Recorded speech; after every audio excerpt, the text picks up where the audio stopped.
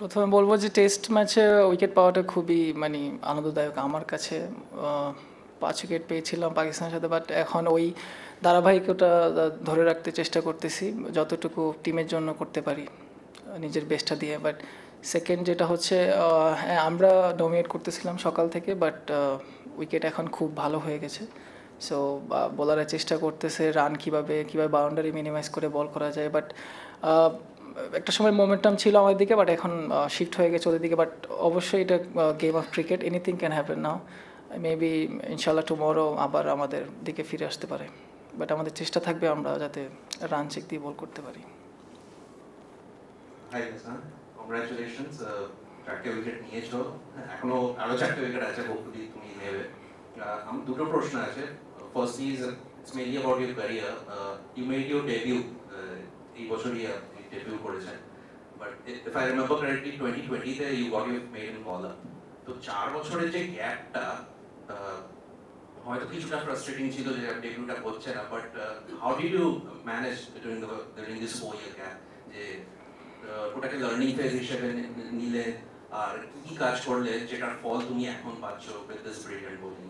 আর দ্বিতীয় প্রশ্ন হলো অ্যাবাউট ইউর বোলিং স্টাইল, যে দুদিকে যে বোলিং মুভমেন্টটা করা, so does it come naturally to you, নাকি এটার উপর এক্সট্রা হার্ডওয়ার্ক করতে হচ্ছে, কোনো কোচকে যদি স্পেসিফিক ক্রেডিট দিতে হয়? শুরুটা কি বলছেন? শুরুতে বললাম ওই আপনার ক্যারিয়ার যে 4-year গ্যাপটা ছিল since call up between the test call up and debut, তখন হয়তো আমি ডোমেস্টিকে আমাদের ফার্স্ট ক্লাস ম্যাচগুলো খেলতাম, তো ওইখানে ভালো করে চেষ্টা করতাম। এরপরে ওই ফলাফলটাই আমার ইন্টারন্যাশনালে কাজে দেয়। সো এখন খুব ভালো যাচ্ছে আলহামদুলিল্লাহ, এটাই ধরে রাখতে চাই। আর সেকেন্ড কি বলছিলেন? ও আচ্ছা, মুভমেন্টটা এটা বলতে গেলে আমার যেহেতু আমি করি, অবশ্যই আমার স্কিল এটা পারি, মানে চেষ্টা করি আরও ভালো করতে।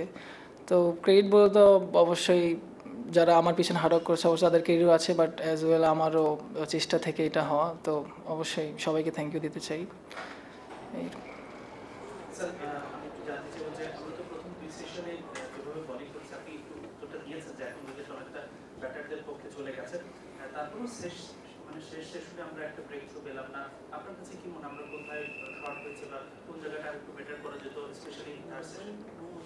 আমার মনে হয় আমরা আরেকটু বাউন্ডারি মিনিমাইজ করে বোলিং করাটা খুবই দরকার ছিল। আরেকটু গুছিয়ে বোলিং করতে পারলে হয়তো রান আরেকটু কম হতে পারতো, বাট চেষ্টা করতেছি আরেকটু যাতে গোছায় বোলিং করা যায়।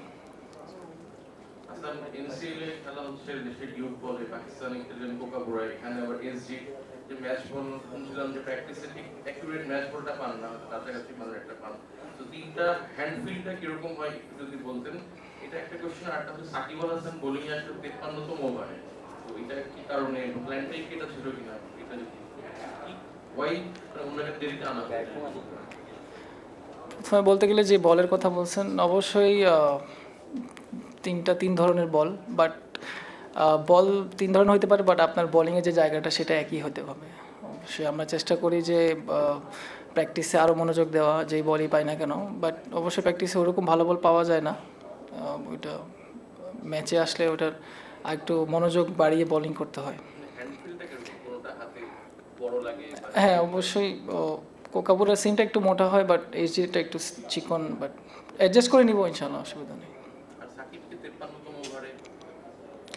ওইটা অ্যাকচুয়ালি শুরুতে ফাস্ট বোলারে ভালো করতেছিল, উইকেট পড়তেছিল দেখে হয়তো স্পিনার একটু লেটার আসছে, বাট এখন ঠিক আছে।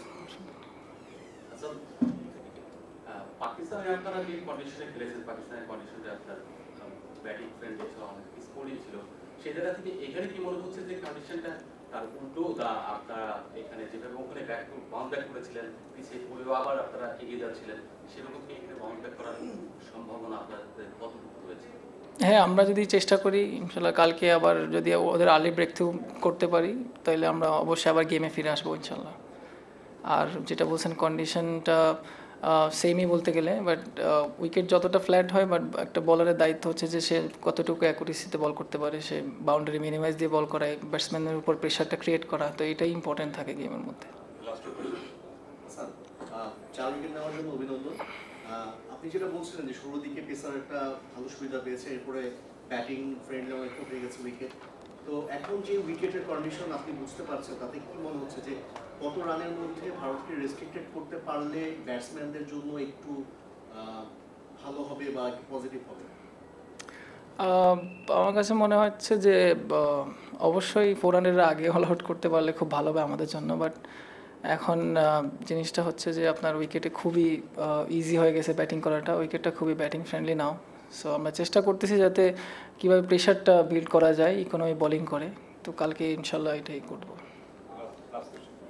আচ্ছা, উত্তরটা আপনি অনেকটা দিয়ে দিয়েছেন, তারপর আমি আরেকটু ডিটেলস জানার জন্য আপনাকে প্রশ্ন করছি। সেটা হচ্ছে ওদের যখন 6 উইকেট পড়ে তখন 144 রান ছিল, ওভার ছিল 42 ওভার। এরপর তারা আরও 45-46 ওভার খেলেছে, কিন্তু রান করেছে আপনার প্রায় অলমোস্ট 195 রান, 2 উইকেট পড়ে।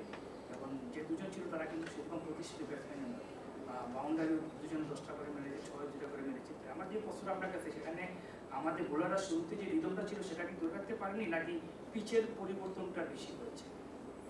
না, আমার কাছে মনে হয় একটু বোলিংটা একটু ইকোনমিক্যাল হইতে পারতো, আর একটু গোছানো বোলিং হইতে পারতো, বাট চেষ্টা করতেছি যাতে সবাই মিলে একটু ভালো জায়গায় বল করে ব্যাটসম্যানদের মানে প্রেশারে রাখা, বা এখন বলতে গেলে যে মোমেন্টামটা আছে এখন ওদের দিকে আছে এখন, তো আমরা চেষ্টা করবো কালকে যদি আর্লি ব্রেক করতে পারি তা আবার মোমেন্টামটা আমার দিকে শিফট করবে, হয়তো ওদেরকে 400-এর আগে আউট করতে পারবো আমরা ইনশাল্লাহ।